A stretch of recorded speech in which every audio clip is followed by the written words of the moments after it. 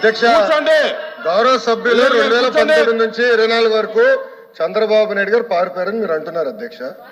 మీరు నాకు తెలిసినంత మీరు ఎమ్మెల్యే కాదనుకుంటప్పుడు చంద్రబాబు నాయుడు గారు హౌస్కి వచ్చారు, శాసనసభ సాక్షిగా నా తల్లిని అవమానించారు అధ్యక్ష. అది గుర్తుపెట్టుకోండి. మీరు గౌరవ సభతో వస్తున్నారు, మా తల్లిని అవమానించారు.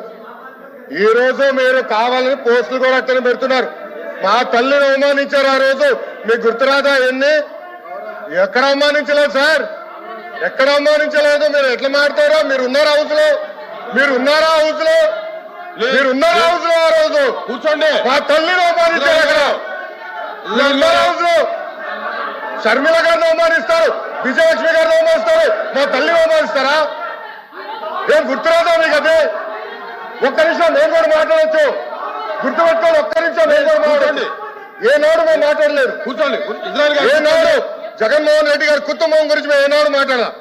నేను ఏనాడు మాట్లాడాల? మా సభ్యులు ఏనాడు మాట్లాడాల? కూర్చోండి. శాసనసభ సాక్షిగా మా తల్లిని అవమానిస్తే కూర్చోమంటారా? కూర్చోమంటారా? 22 వరకు చంద్రబాబు నాయుడు గారు ప్రతిరోజు హౌస్కి వచ్చారు, ప్రతిరోజు హౌస్ నిలబడ్డాడు, సింగిల్ గా నిలబడ్డాడు. సింహంగా గుర్తుపెట్టు, సింగిల్ గా నిలబడ్డాడు, పోరాడారు. ఆ రోజు మా తల్లి అవమానించారు కనుకనే బాధ నడుచుకోలేక సభ బైకాట్ చేసి బయటకు వెళ్ళారు. కానీ ఎమ్మెల్యేలు ఉన్నారు ఇక్కడ. నిమ్మల రామారెడ్డి గారు వెళ్ళారు, స్వామి గారు ఉన్నారు, ఇతర గొట్టపాటి రవి గారు వెళ్ళారు. అది మాకున్న చిత్తశుద్ధి అండి. ఈరోజు మీ ఎమ్మెల్యేలు ఎందుకు రావట్లేదు అని అడుగుతున్నా.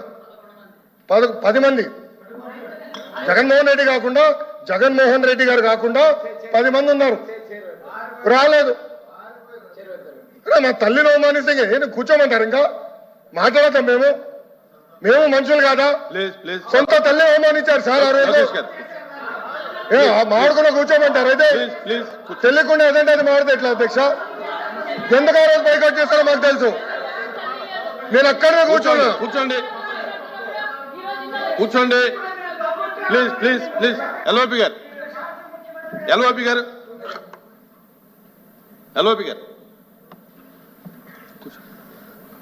సార్, ఇప్పుడు సభ్యులు వచ్చి మాట్లాడారు.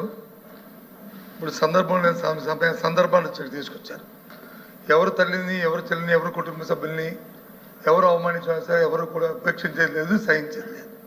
దాన్ని ఎవరు సమర్థించేది కూడా లేదు. దాన్ని ఎప్పుడు కూడా సమర్థించాం దాన్ని.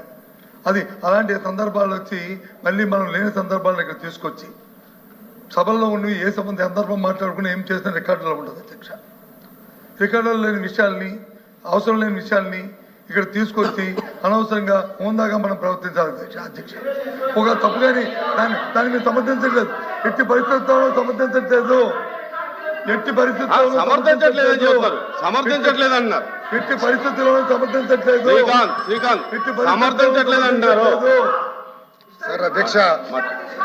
అధ్యక్ష సమర్థించట్లేదు అంటారు. ఒక్క నిమిషం. ఇప్పుడు సమర్థించట్లేదు అంటారు. ఎవరైతే ఆ రోజు అవమానించారో టికెట్ ఇచ్చారు కదా అధ్యక్ష. మళ్ళీ సమర్థిస్తాం కాదా అది? ఎవరైతే మా తల్లిని అవమానించారో వాళ్ళకి మళ్ళీ టికెట్ ఇచ్చారు, వాళ్ళు ఓడిపోయారు, అది డిఫరెంట్ స్టోరీ. బట్ టికెట్ ఇచ్చినప్పుడు సమర్థిస్తాం కాదా అధ్యక్ష? అది ఎట్లా మారుతారు అధ్యక్ష? ఎల్ఓపి గారు దయచేసి ఆలోచించమని కోరుతున్నా. ఆ రోజు సమర్థించారు, టికెట్ ఇచ్చారు, ఓడిపోయారు ఆ వ్యక్తి. దానికని ఏమంటారు అధ్యక్ష?